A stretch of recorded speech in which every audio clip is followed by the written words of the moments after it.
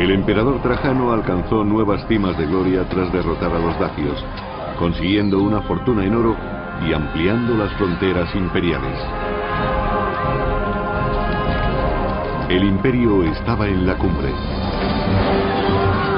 Después de 3 siglos de incesantes guerras, Roma se encontraba en el centro del mundo, una superpotencia que no tenía rival. Pero la paz había ablandado al imperio.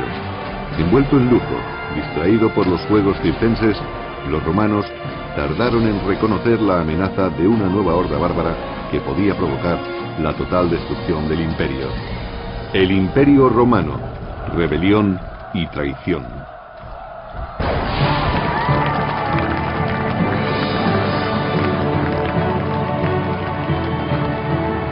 $200 años después de la muerte de Julio César, el imperio se encontraba en un buen momento. La paz y la prosperidad habían proporcionado a Roma una era de oro y plata, algo demasiado bueno.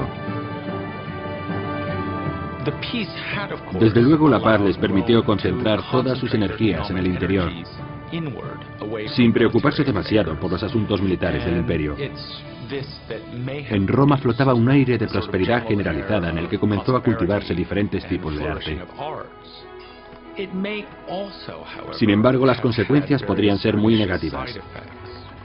El pueblo romano se acostumbró a la paz y a una vida tranquila. No quería luchar.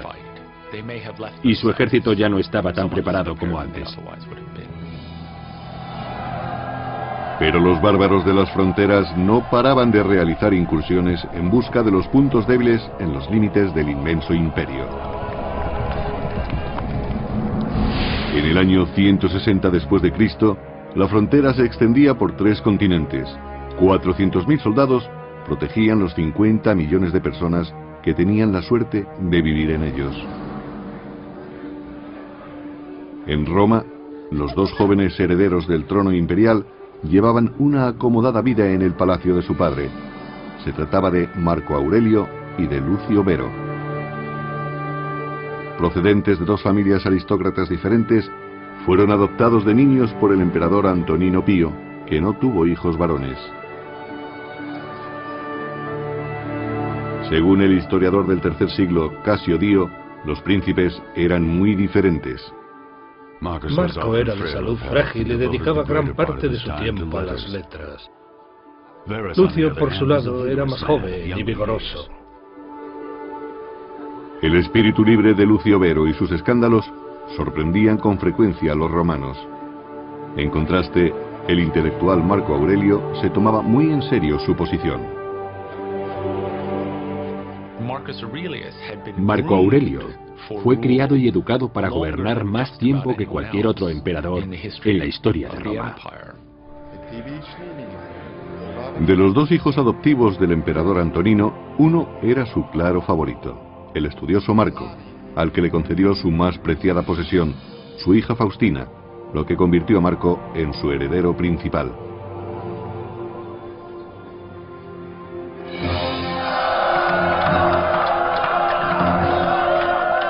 En el año 161, cuando murió el emperador Antonino, Marco y Lucio Vero ascendieron al trono con la aprobación de la guardia personal del emperador, la Guardia Pretoriana. Debió de resultar muy fácil para la Guardia Pretoriana aceptar a los 2 jóvenes como emperadores. De todos los soldados de Roma, ellos eran los que custodiaban el palacio, y por lo tanto habrían tenido contacto con los 2 príncipes durante muchos años. Para reforzar sus vínculos con la Guardia Pretoriana, les hicieron un generoso soborno. Les dieron una paga equivalente a varios años de salario de un guardia. Marco y Lucio Vero iban a necesitar la lealtad del ejército romano, pues la guerra acechaba en el horizonte.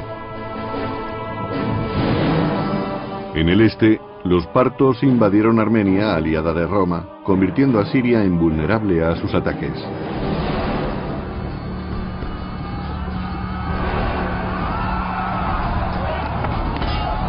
Según el historiador clásico Casio Dio, el general de los partos atacó a los romanos por todos los flancos, aniquilando a sus tropas junto con sus jefes. El combate fue salvaje y los romanos no pudieron resistir el ataque de los partos.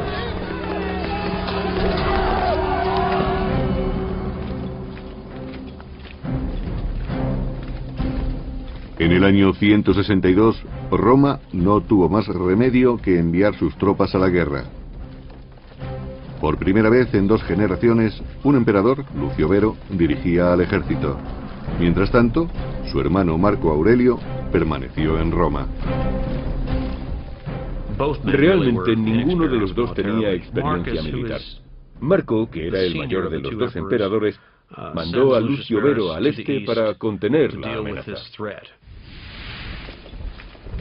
Vero partió de Roma y estableció un cómodo cuartel general en Antioquia, lejos del frente de batalla. Vero, o al menos sus burócratas, estaba en comunicación constante con sus militares en el campo de batalla. Realmente fue un líder ausente, pero su estrategia daría resultado si tenía buenos jefes militares. Afortunadamente para Vero, durante la campaña en Siria contó con uno de los mejores generales de su generación, Avidio Casio. Avidio había participado en política durante mucho tiempo, pero la guerra demostraría ser su principal talento. Era un general de origen sirio muy experto y tenía contactos con la nobleza de Oriente. Vero se limitó a permanecer en Antioquía dando fiestas mientras Avidio dirigía la campaña.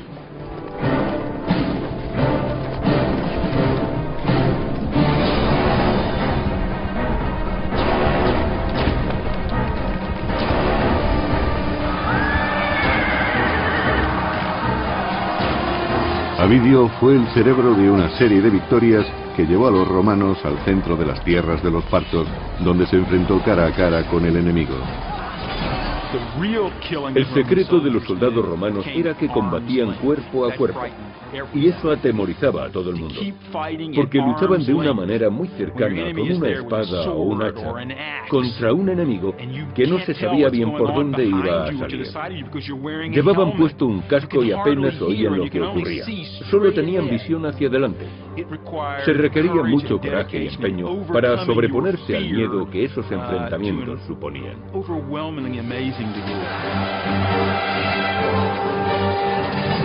A lo largo de los siguientes 3 años, Avidio y sus tropas arrasaron brutalmente Partia.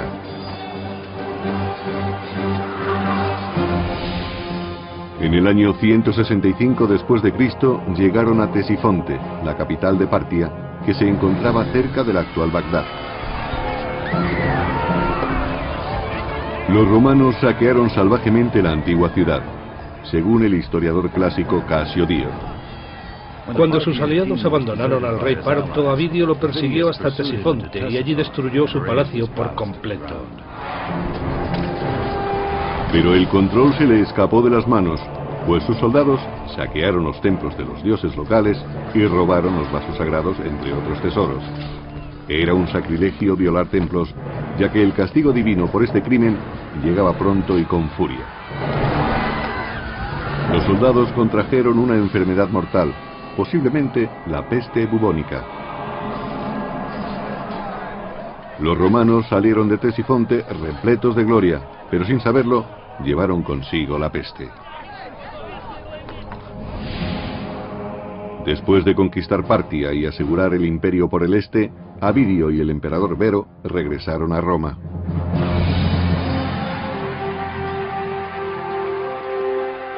La ciudad les rindió honores por tan gloriosa victoria organizando un magnífico desfile, fiestas públicas y combates de gladiadores.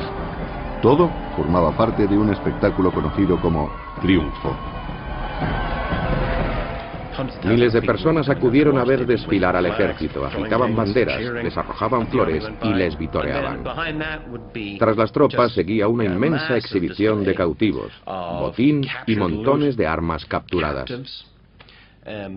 Fue una demostración de triunfo grandiosa. Tras meses de preparación y al costo de una pequeña fortuna, el triunfo resulta a veces una experiencia para toda la vida. Vero lo celebró con su nueva esposa, Lucila, hija de su hermano y coemperador Marco.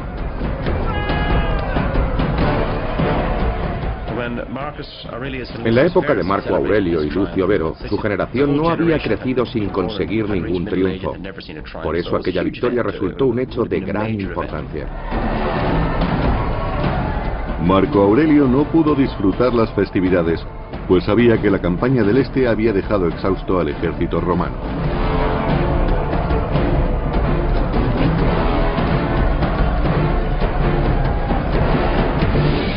Mientras Roma festejaba su victoria, unos bárbaros se preparaban para atacar las reducidas defensas de la frontera norte del imperio.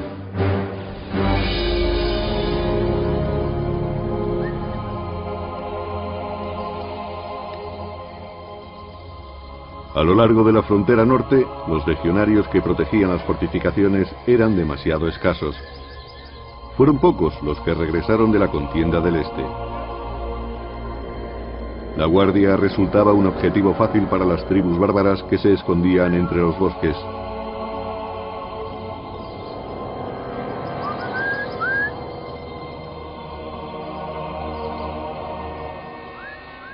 La capacidad combativa de los germanos había aumentado muchísimo, comparada con la que tenían en su primer encuentro con los romanos en el siglo II a.C.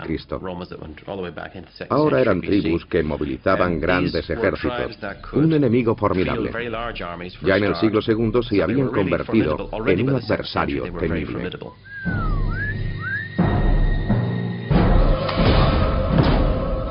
En los límites del imperio, las escasas tropas de Roma estaban condenadas.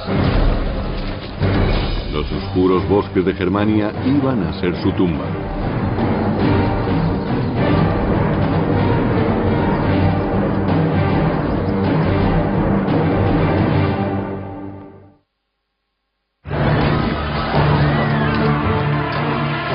Mientras los hermanos Marco y Vero compartían el título de emperador, su general, Avidio Casio, conquistaba el gran imperio parto, pero a un terrible precio. Los soldados llevaron la peste a Roma.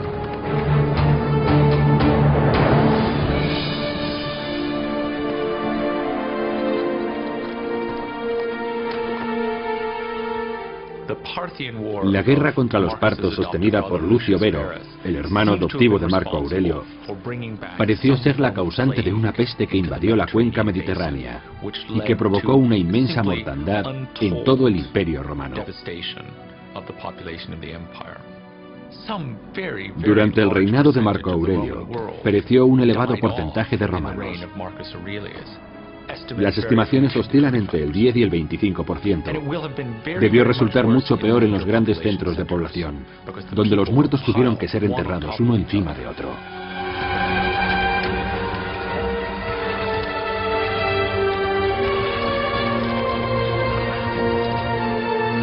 Los charlatanes prosperaban vendiendo falsos amuletos de hierbas para prevenir la enfermedad.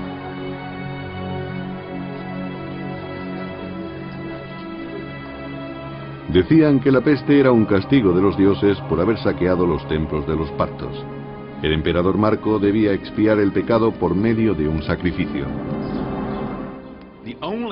La única respuesta posible de un emperador romano ante un gran desastre natural como la peste era tratar de recuperar el favor de los dioses por medio de sacrificios y demostraciones públicas de devoción hacia las deidades. En el caso de un desastre natural, el emperador tenía la responsabilidad de salvar al pueblo recuperando el favor divino. A pesar de 7 días de sacrificios, los dioses seguían enfurecidos y la mortandad continuaba en aumento, especialmente entre los soldados acuartelados. Se perdieron muchos soldados experimentados, así como un gran número de personas entre la población civil que no serían fáciles de recuperar.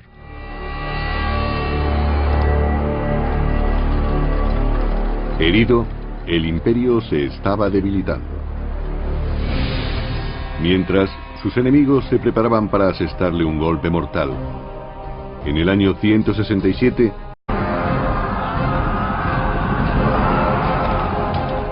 el emperador Trajano alcanzó nuevas cimas de gloria tras derrotar a los dacios, consiguiendo una fortuna en oro y ampliando las fronteras imperiales. El imperio estaba en la cumbre.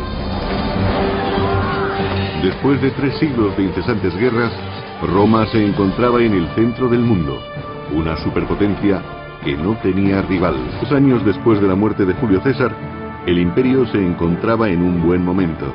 La paz y la prosperidad habían proporcionado a Roma una era de oro y plata, algo demasiado bueno.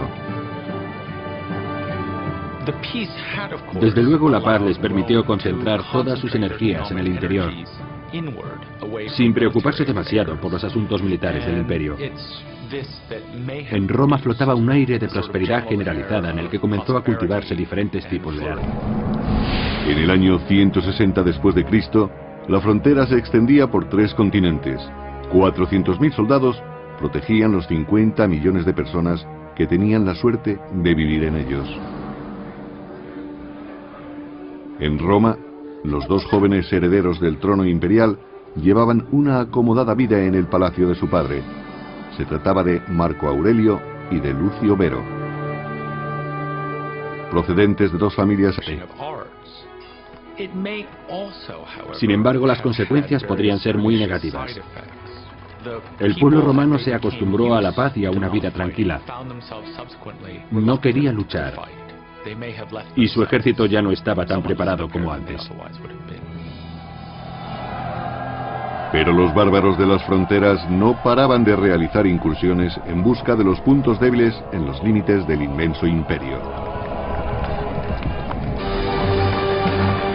Pero la paz había ablandado al imperio. Envuelto en lujo, distraído por los juegos circenses, los romanos tardaron en reconocer la amenaza de una nueva horda bárbara que podía provocar la total destrucción del imperio. El Imperio Romano, rebelión y traición.